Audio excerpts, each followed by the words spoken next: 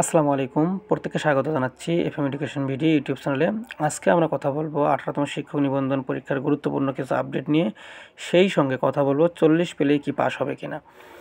তো প্রথমে আপনাদের জানিয়ে রাখতে চাই 18তম শিক্ষক নিবন্ধনের খাতা স্ক্যানিংয়ের কাজ চলছে। এটা একদম শেষ পর্যায়ে আছে।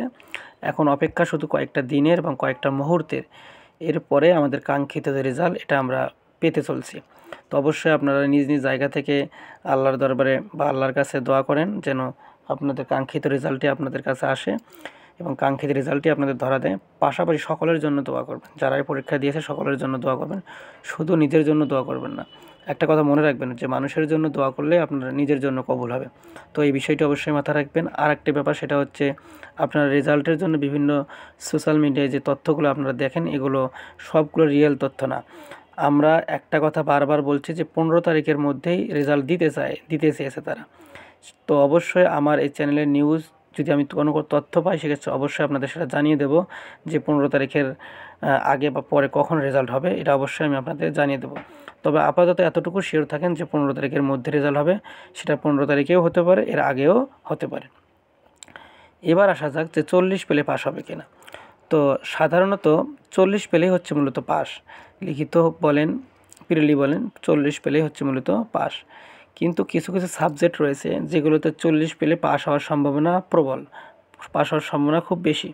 যেমন ধরেন ভৌত বিজ্ঞান, যারা ফিজিক্স কেমিস্ট্রিতে আছেন বা ফিজিক্স কেমিস্ট্রিতে অ্যাপ্লাই করেছেন, তারা আবেদন করেছেন ভৌত বিজ্ঞান পোস্টে এখানে এবং স্কুল পর্যায়ে রয়েছেন। এখানে হিউজ পরিমাণ পোস্ট রয়েছে এবং প্রার্থী পাওয়া যায় না বলা চলে।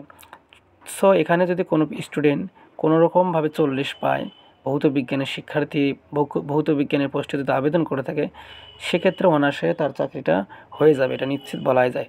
যেখানে প্রার্থীই পাওয়া যায় না, আর সেখানে আপনি তো পরীক্ষা দিয়েছেন, পাশ করে প্রিলি পাস করেছেন, লিখিততে আপনি 40 পেয়েছেন, তাহলে আপনি কেন পাশ করবেন না? আপনি অনায়াসে পাশ করবেন। এবার আসি বাংলার ক্ষেত্রে। বাংলার ক্ষেত্রে গত 17তম নিবন্ধনে দেখা গেছে যে 42 যারা পেয়েছে তারাও পাশ করেছে। সো বলাই যায় বাংলায় 40 প্লাস করলেই আপনি বাংলায় স্কুল পর্যায়ে অন্তত আপনাদের চাকরিটা হবে। পাশাপাশি বাংলার ক্ষেত্রে তো কলেজ পর্যায়ে আসি, সেক্ষেত্রে যেটা হবে সেটা হচ্ছে মার্ক কলেজ পড়তে পদ কম থাকে এবং প্রতিদ্বন্দ্বী বেশি থাকে। সেই সঙ্গে আপনাকে টিকে থাকতে হলে, চাকরিটা পেতে হলে একটু মার্কটি বেশি লাগবে।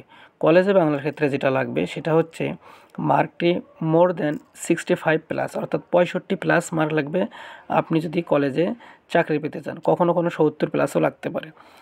সো এইরকম মার্ক লাগবে বাংলার ক্ষেত্রে। আরেকটা কারণ, এবার নাম্বার আরও কিছু কম লাগতে পারে। এর কারণ হচ্ছে যে এবারে অথবা সিস্টেমটি ছিল না, বিকল্প উত্তরে কোনো ব্যবস্থা ছিল না, অর্থাৎ প্রশ্নে যাই আছে তাই অ্যান্সার করতে হবে।